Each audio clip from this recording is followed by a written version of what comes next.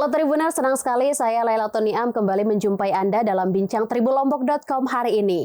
Ada pepatah mengatakan tak kenal maka tak sayang. Nah, dan di sini saya sudah menghadirkan narasumber yang kita akan membahas sesuatu yang baru yang barangkali teman-teman di rumah ada yang sudah tahu dan barangkali juga banyak yang belum tahu tentang MIM. Ini adalah sebuah lembaga amil zakat yang bergerak di bidang sosial tentunya ya untuk kesejahteraan masyarakat, dan kita akan menggali lebih dalam dan juga kita akan mengenal lebih dekat MIM itu seperti apa. Di sini sudah hadir narasumber Ketua MIM Foundation, Mas Romi Saifuddin. Mas Romi, terima kasih sudah hadir. Sehat, Mbak Niam. Sehat, Mas Romi? Sehat. Oke, tadi Mas Romi tak kenal maka tak tahu, tak kenal maka tak sayang. Ini MIM, ini sesuatu hal yang baru yang baru kita dengar malah. Mungkin juga banyak yang belum tahu, hanya sebagian sedikit mungkin yang belum tahu. Mas Romi, boleh diceritakan MIM ini apa? Ini lembaga apa gitu, yayasan seperti apa? Mbak Niam, terima kasih nih sudah join bersama Tribun Lombok. Pertama, sebenarnya kami dari MIM Foundation adalah salah satu lembaga amal kemanusiaan. Di yayasan kami ada struktur yayasannya dipimpin oleh Pak Mustain. Kami sebagai manajemen di bawah, dan hari ini kami sebenarnya ada berapa fokus. Pertama ada lembaga kemanusiaan yang kita sebut sebagai lembaga amil zakat. Yang kedua ada lembaga wakaf.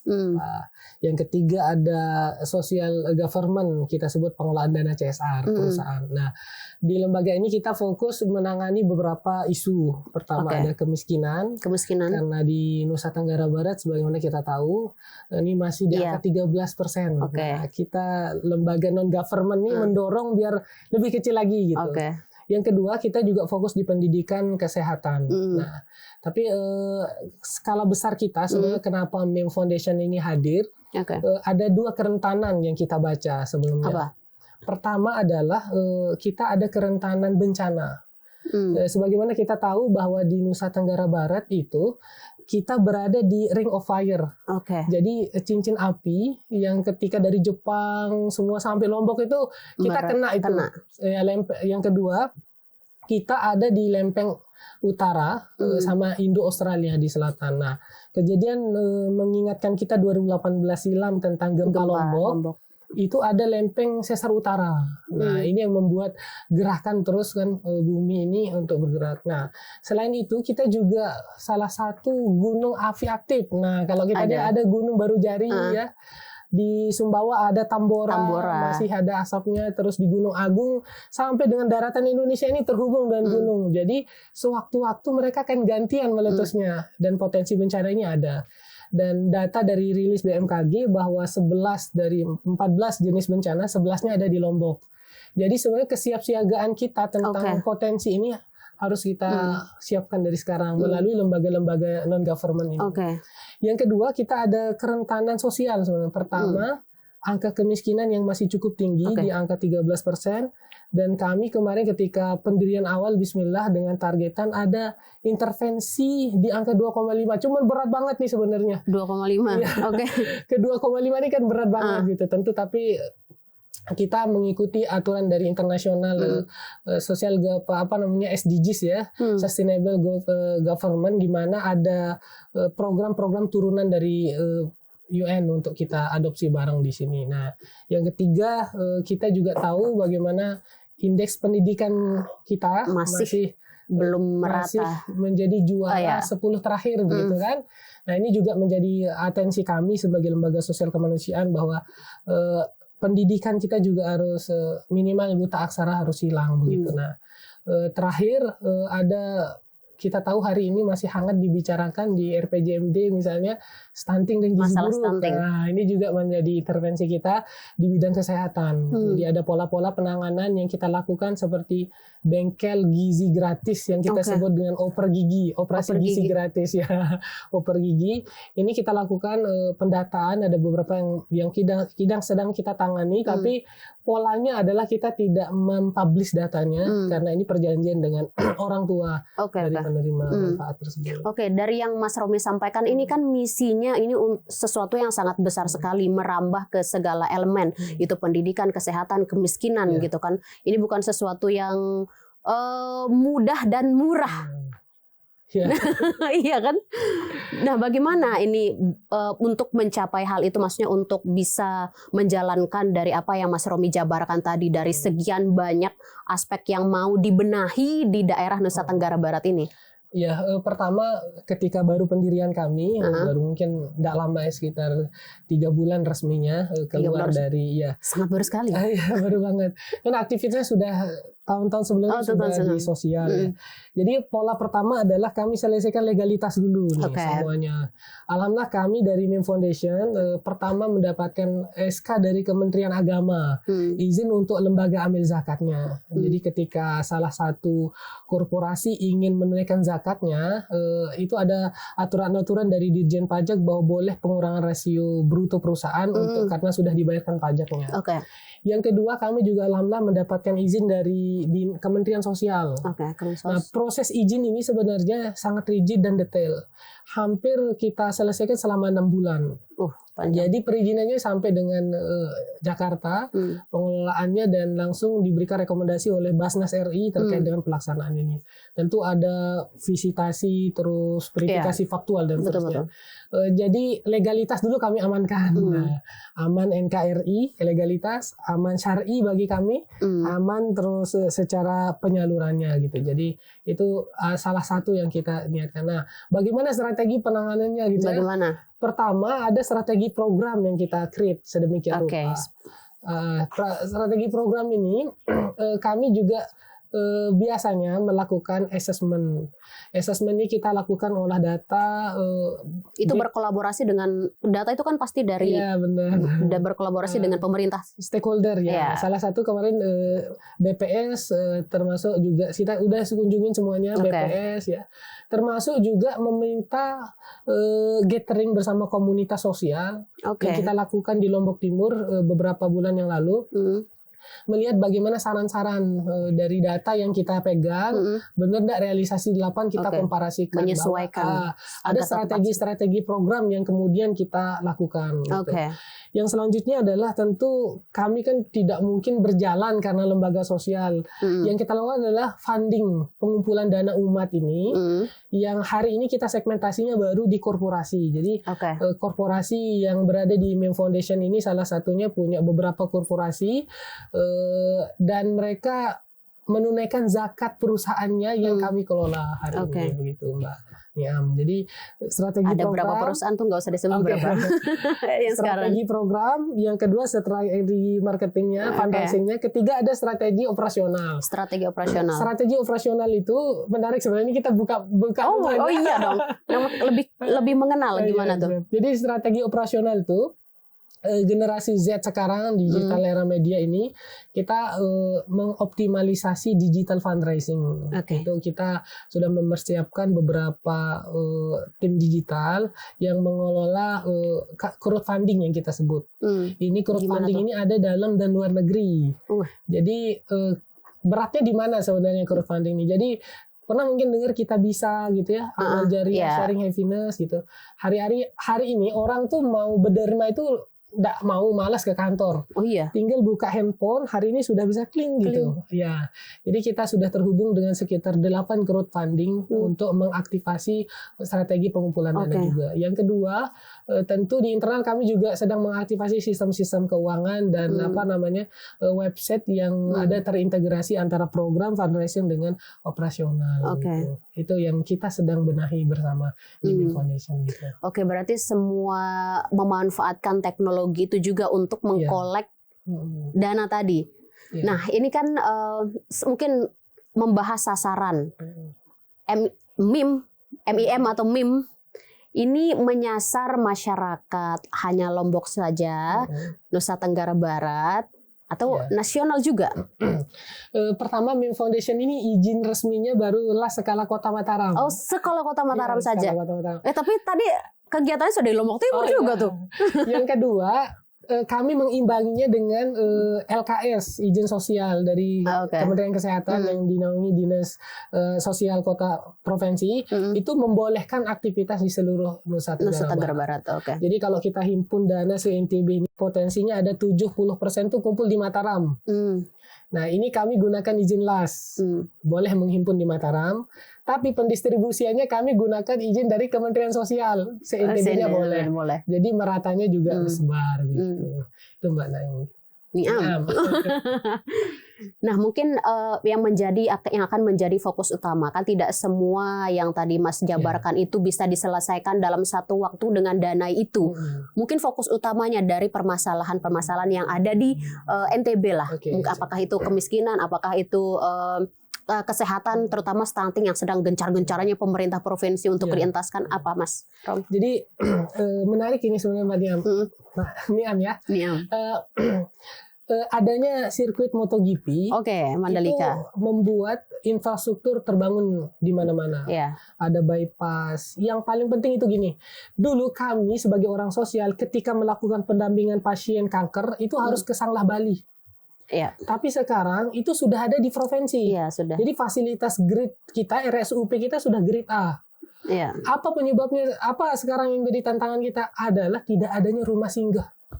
Jadi orang sudah mau berobat di RSUP dari berbagai macam provinsi, bahkan ada helipadnya di atas, itu tapi rumah singgah terbatas. Sehingga kami di MEM Foundation sedang berikhtiar, ini sedang di tahun ini ada pembangunan rumah singgah untuk keluarga pasien yang menangani pengobatan di sini. Jadi beberapa kita akan asesmen nih, beberapa yang melakukan penanganan kanker ini kan kalau sudah terapinya telat itu ulang dari awal gitu kan. Nah, ini kita juga harus siapkan tempat yang layak untuk rumah singgahnya. Itu yang paling penting. Yang kedua, kami merasa dari rumah singgah ini harus ada mobilitas, keluarganya mau kemana. Nah, kita juga sedang siapkan armada ambulan. Yang skala kecil dan besar untuk pelayanan kesehatan yang untuk rumah singgah itu untuk kesehatan. Menarik ini Mas. Jadi kita insya Allah sedang mempersiapkan di tahun ini, insya Allah nanti bersama Tribun juga. Iya dong. Nanti peresmiannya Tribun hadir tuh. Siap. Rumah singgah. Untuk mempersiapkan rumah singgah ini. Itu untuk kesehatan. Tentu ada juga yang lain di kesehatan seperti oper gigi tadi, operasi gizi gratis yang kami tangani di bawah gitu. Nah, untuk program yang sedang berjalan sebenarnya juga menarik Ramadan. Sebentar lagi Ramadan apa? Alhamdulillah kami kemarin diamanahi oleh salah satu korporasi besar di lokal Lombok, perbankan itu sedang 1,5 miliar dana amanahnya yang ini harus kami pertanggungjawabkan untuk distribusi program-program di Nusa Tenggara Barat. Nah, di Ramadan ini kita insya Allah di tanggal 6 besok ini prosesnya masih kami siapkan. Di pekan pertama Ramadan ada begibung bersama 500 anak yatim di Masjid Al-Mutakin Cakra. Nah, itu kita libatkan 500 anak yatim. So, polanya adalah anak yatimnya ini pergi belanja di epicentrum. Nah, 10 anak yatim didampingi satu pendamping, belanja baju lebaran gitu. Selesai itu kita antar lagi ke Masjid Al-Mutakin. Masjid Al-Mutakin tuh berbukanya bersama siapa pertanyaannya pertanyaannya adalah kita begibung nasi kebuli bersama stakeholder, pemerintah kita undang. Kita harapannya pimpinan perusahaan nanti akan hadir begibung satu nampan bersama anak-anak yatim gitu. Tidak ada kasta, tidak ada perbedaan, dan ini untuk menggait bahwa Ramadan ini kita sama rata gitu ya. Nah, itu yang kita siapkan di pekan pertama Ramadan ini. Yang kedua, kita juga karena akadnya itu adalah paket pangan misalnya, kita juga sedang siapkan pendistribusian sekitar 640 paket ini tersebar se-NTB. Tim sudah mulai jalan hari ini. Nah, kita juga di Ramadan ini insya Allah di masjid-masjid, nanti mungkin ada beberapa masjid jalur-jalur utama provinsi, kita siapkan air minum kemasan MIM yang kita siapkan di masjid-masjid ini. Sekitar 5.000 dus air minum MIM kerjasama. Yang akan didistribusikan ke masjid-masjid. Ya, ke masjid-masjid. Ini program-program yang Ramadan. Tentu ada iftar juga setiap hari di kantor MEM Foundation. Kantor MEM di mana? Ya, di Jalan Sriwijaya nomor 9. Jadi persis kalau mau ke epicentrum tuh Mbak nanti bisa ngelihat ada stand kita. Kita siapkan iftar full selama sekitar 25 hari.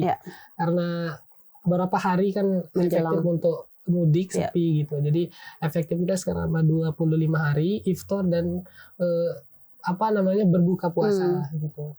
Itu yang kita siapkan. MEM ini kan baru sebelum diresmikan sudah berjalan berapa lama Mas kalau kita tarik ke belakang? Sekitar aktivitas sosialnya.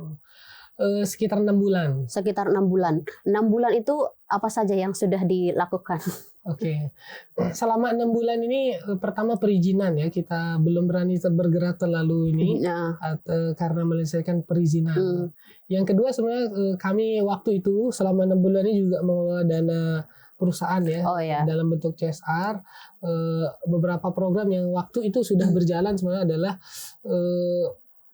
pelayanan kesehatan di Pulau Maringke.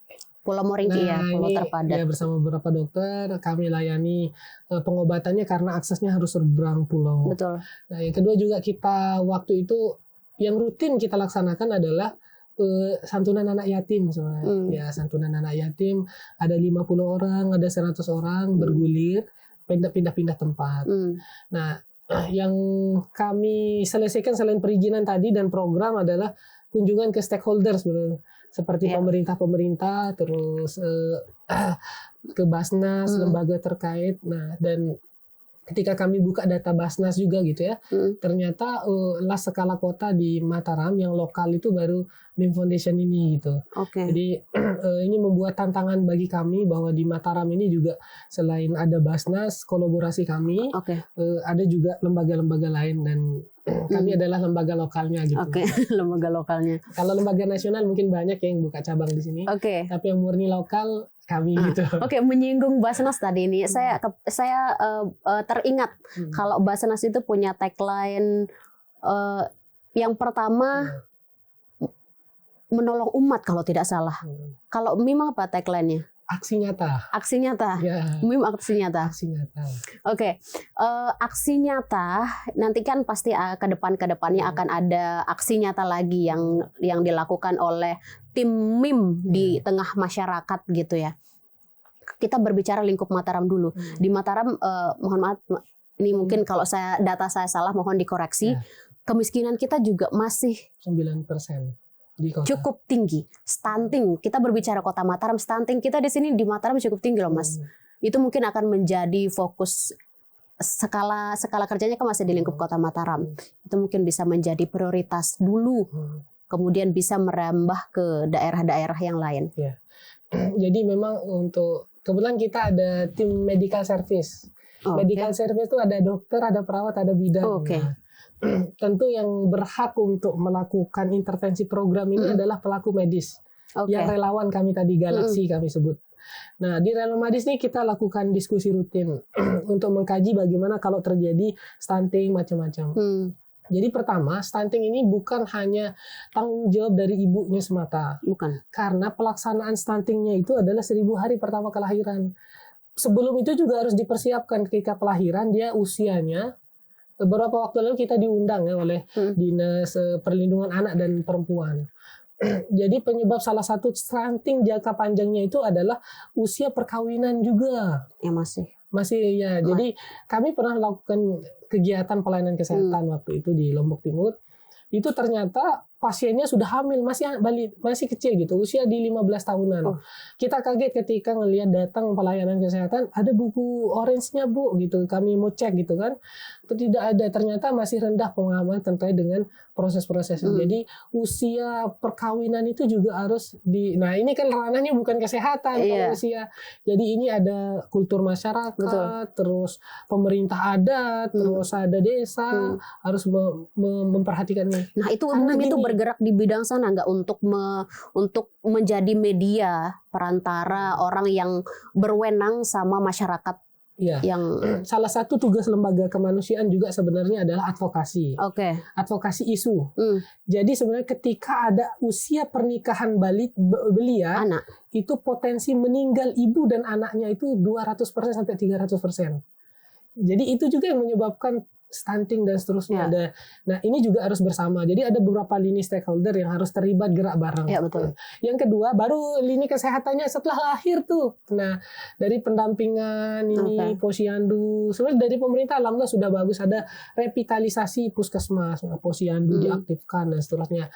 Hanya saja memang kadang kendala-kendala kita di stunting dan gizi buruk itu ada kendala sosial, Mbak. Bukan di kesehatan. Itu adalah ketika ada pisahnya ibu dan suami istri, itu dititip di orang tua neneknya. Neneknya bawa dia ke ladang, akhirnya gizinya tidak diperhatikan dan seterusnya. Nah, lebih banyak ke sosialnya malah, bukan malah kesehatannya. Cuman ini harus seimbang. Jadi masalah gizi buruk dan stunting ini harus benar-benar komplit kita pelajari bareng gitu. Penyaluran bantuan IM itu kan pasti ada kriterianya.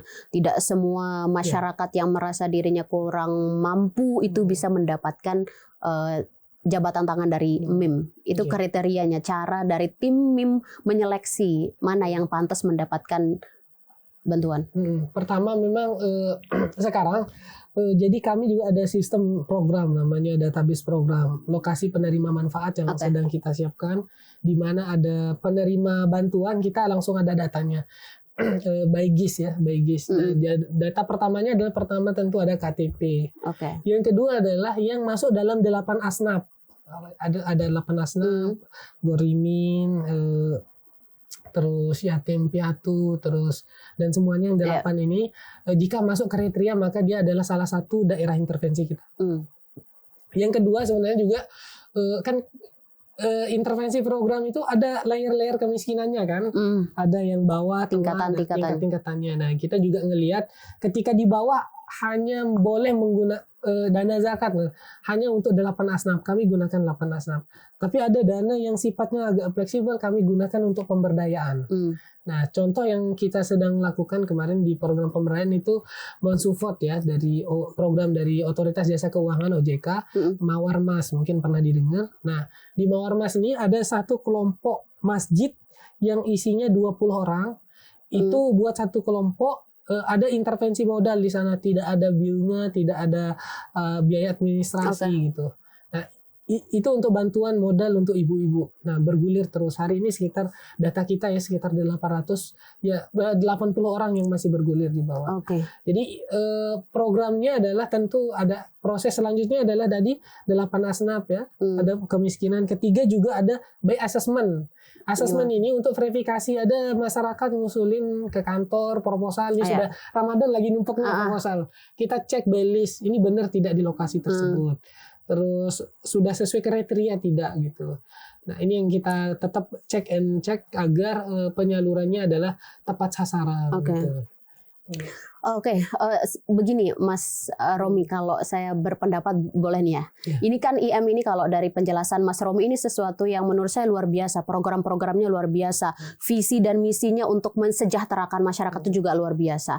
Dari IM sendiri agar bisa dikenal lebih luas di publik, ada tidak semacam memperkenalkan diri di masyarakat secara luas agar IM ini dikenal gitu.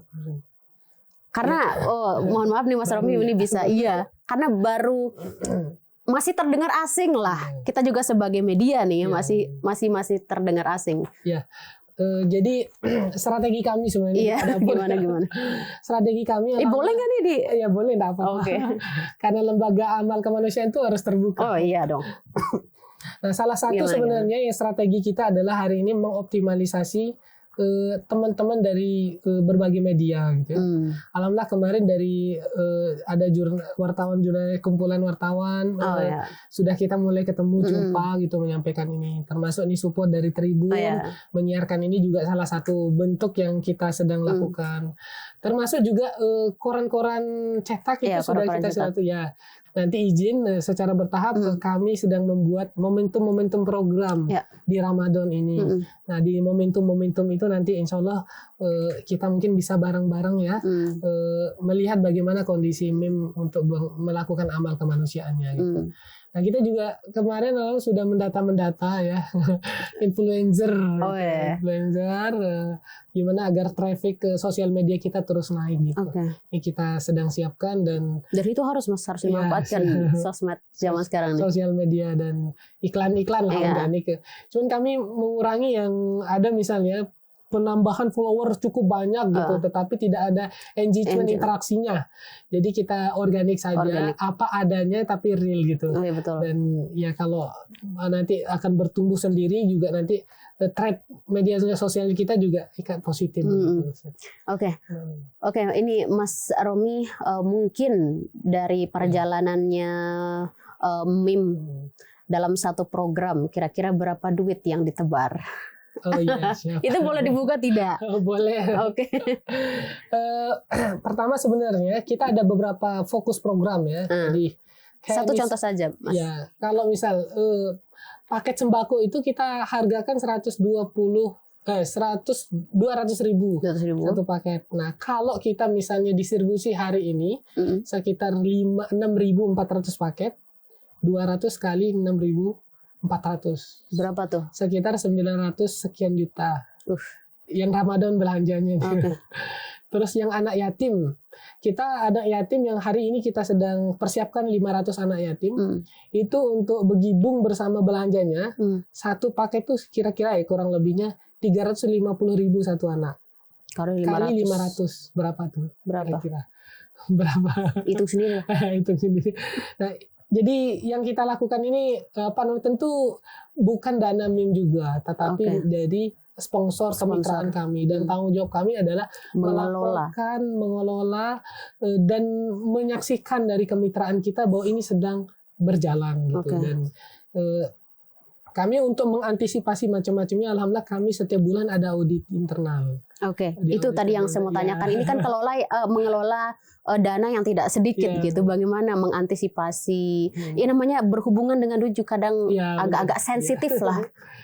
Jadi alhamdulillah kemarin kita di lembaga sendiri akhir tahun audit Januari, Februari, Maret. Jadi setiap bulan kita lakukan audit internal sampai dengan nanti waktunya 1 tahun baru kita pakai AKP luar ya atau akuntan luar untuk memeriksa kita.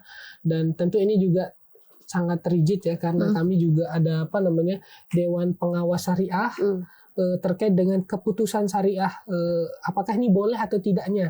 Contoh misal ada dana nemu Mbak Naim ketemu di luar 1 juta nemu nih. Terus, saya pengen ini bermanfaat aja untuk gizi buruk, datang ke kantor MIM, diserahkan ke kantor MIM. Gimana hukumnya? Hukumnya itu adalah uang itu tetap pemilik yang awal yang ya. Jadi kalau dia datang untuk ngambil kita harus serahkan, tapi ada tentu komitmen tanda berita acara dan seterusnya. Dan ada misal nih, ini kan lembaga amal kemanusiaan. Bagaimana kalau dananya dari diskotik misalkan? Boleh tidak gitu? Kafe remang-remang. Iya misal ya kafe remang-remang. Boleh tidak? Pertanyaan boleh nggak kira-kira? Gimana tuh boleh? Nah itu harus pendapat syariah di sana. Nama kami, alhamdulillah Pak Dr. Salimul Jihad, salah satu praktisi dan syariah dosen di UIN yang menjadi DPS kami. Dan ini kita konsultasi syariahnya 1 bulan sampai 2 bulan sekali kalau ada kasus-kasus tertentu. Pertanyaan tadi tuh boleh.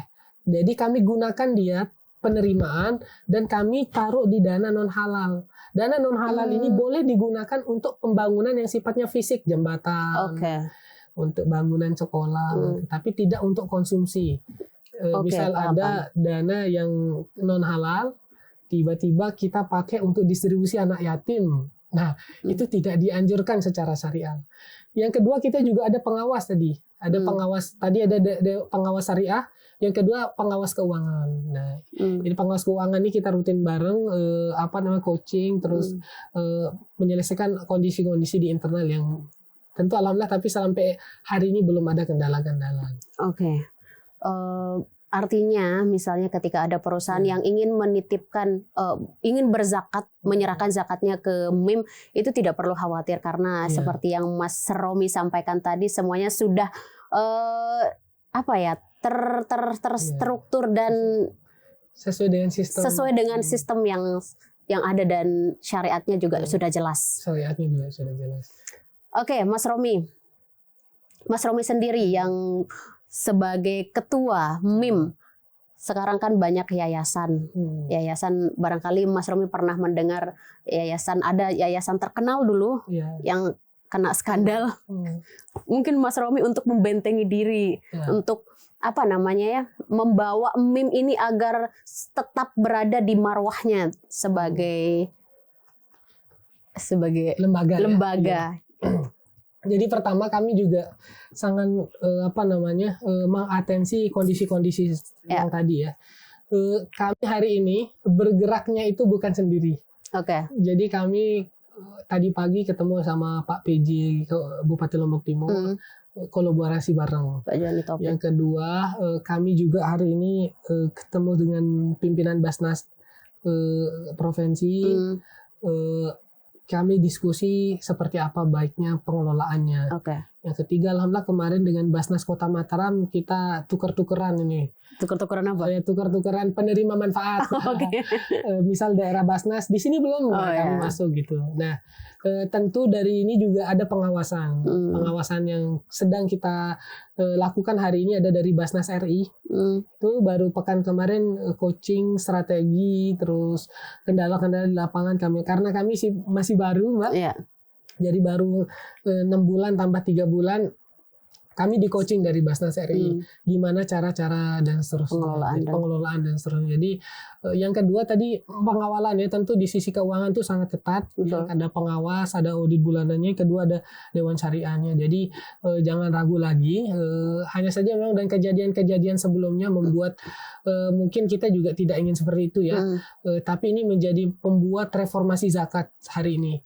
Jadi kemarin alhamdulillah antusias ya. Misal kondisi di Palestina hari ini, itu Basnas RI alhamdulillah perhimpunan terbesar dalam sejarahnya mengumpulkan bantuan ke Palestina bersama lembaga amil zakat. Jadi sebenarnya tidak ada dikotomi pemisahan ruang antara semua ini karena undang-undangnya satu. Ada Basnas bersama LAS itu adalah legal oleh negara, hanya memang ruangannya saja yang digarapnya saja yang berbeda. Dan kami juga hari ini tetap koordinasi di bawah naungan Basnas RI terkait dengan program-program yang kita lakukan. Mas Romi, sebelum kita menuju pertanyaan terakhir, MIM ini akan kedepannya akan seperti apa? Harapannya mungkin, atau ancang-ancang MIM ini akan bagaimana? Kami sih lembaga kemanusiaan itu ada 2 kanta suksesnya. Pertama adalah walaupun lembaga amil zakat punya hak amil ya, kategori hak amil itu adalah sekitar 12,5%. Kategori lembaga amil zakat itu sukses adalah memasuknya dana umat sebesar-besarnya, tetapi dikeluarkan juga sebesar-besarnya. Jadi hak amilnya sangat sedikit. Itu kami lagi ikhtiarkan gimana caranya hak amil di bawah rata-rata nasional. Dan hari ini kita juga masih ikhtiar untuk menurunkan itu. Yang kedua, bukan hanya tentang perolehan, tetapi tentang intervensi program. Kita targetkan ya, bismillah ini mudahan 10.000 penerima manfaat di tahun 2024. 10.000 manfaat. 10.000. Sepertinya insya Allah bisa lebih dari itu. Hanya saja memang pola-polanya kan ada caritas, ada pemberdayaan macam-macam. Jadi ikhtiar kami tambah banyak penerima manfaat dari MIM, maka itu adalah kelapangan yang luar biasa bagi pekerja sosial ini. Jadi, secara penghimpunan disalurkan sebanyak-banyaknya, secara penerima manfaat sebanyak-banyaknya kita akan bantu gitu. Hanya saja di lapangan tidak seperti yang kita bayangkan.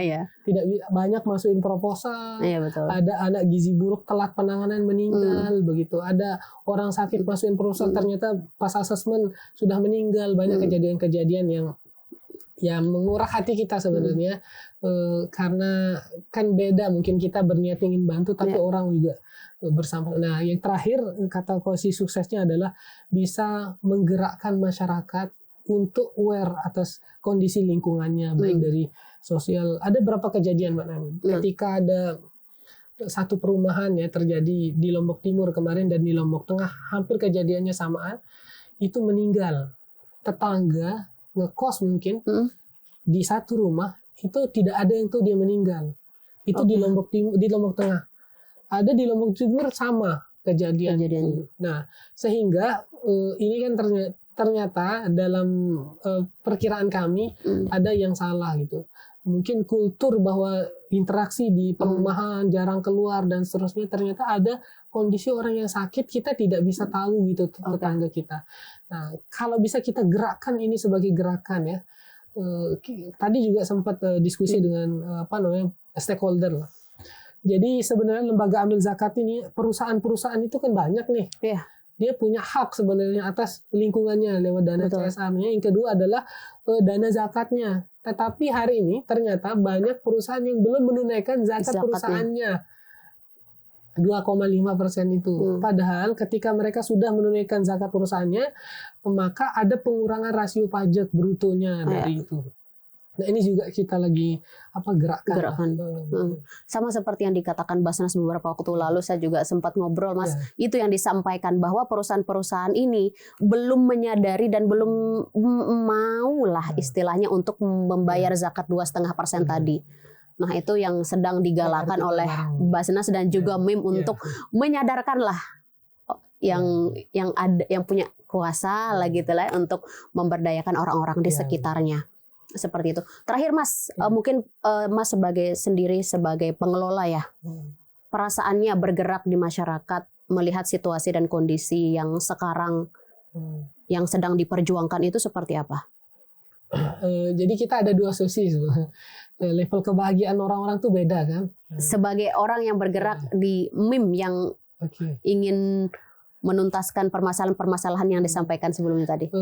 Ada satu cerita nih. Gimana? Jadi di Lombok Timur itu ada satu keluarga, kedua orang tuanya meninggal.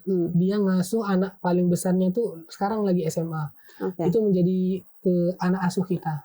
Jadi kita coba bayangkan bagaimana kalau orang tuanya tidak ada, dia menjadi kakak terbesar ngasuh 3 anak. Kalau itu posisi di kita gimana kira-kira? Pasti sedih kan? Nah, kami kadang ketika di lapangan tuh kepuasan kita adalah ketika sudah menunaikan haknya, kita bantu, wah itu nggak bisa dibayangkan. Jadi membantu orang itu kadang mungkin kelihatannya simple ya. Enggak simple. Tapi ada nilai-nilai yang tersentuh nanti di situ, dan itu kita bayangkan gimana kira-kira itu terjadi di diri dan keluarga kita begitu. Mungkin saya tidak bisa Mas ya merasakan kebahagiaan yang Mas Romi rasakan ketika berbagi dan membantu orang dengan situasi yang cukup berat. Tapi saya sedikit ketika kita berbagi sama keluarga lah, sedikit gitu, itu ada kepuasannya beda gitu, kebahagiaannya beda. Mungkin di sanalah letaknya gitu ya. Oke Mas Romi, ini terima kasih. Atau ada sesuatu yang ingin disampaikan tentang MIM yang belum ditahu oleh orang, boleh disampaikan? Siap. Di perkenalan mungkin ya. MIM Foundation insya Allah selamat kemarin sudah mendapatkan izin resmi dari Kementerian Agama, dan hari ini sedang syiar untuk menyalurkan kebaikan-kebaikan ke umat ini. Jadi ada satu kondisi kegelapan dengan angka-angka yang begitu tinggi, kemiskinan dan seterusnya. Ada filantropi Islam yang luar biasa di luar negara, bisa kita kelola dan maksimal. Nah, kami MIM Foundation berada di tengahnya untuk menyatukan kondisi yang gelap tadi untuk memaksimalkan potensi-potensi kebaikan, dan insya Allah bersama masyarakat atas dukungannya mohon izin ini, dan sekaligus mohon support dari masyarakat untuk terkait dengan agar kami bisa menunaikan amanah ini secara profesional gitu. Gitu. Oke Mas Romi, terima kasih banyak. Ini banyak sekali informasi yang kita dapatkan, dan kita lebih tahu dan lebih mengenal MIM atau Metro Insan Mulia. Oke Mas Romi, nanti mungkin kita akan diskusi lagi, ngobrol-ngobrol lagi tentang program MIM selanjutnya. Oke, saya Lala Tuniam, dan di sini ada Ketua MIM Foundation Mas Romi. Pamit undur diri, sampai jumpa. Wassalamualaikum warahmatullahi wabarakatuh. Mas Romi, terima kasih banyak.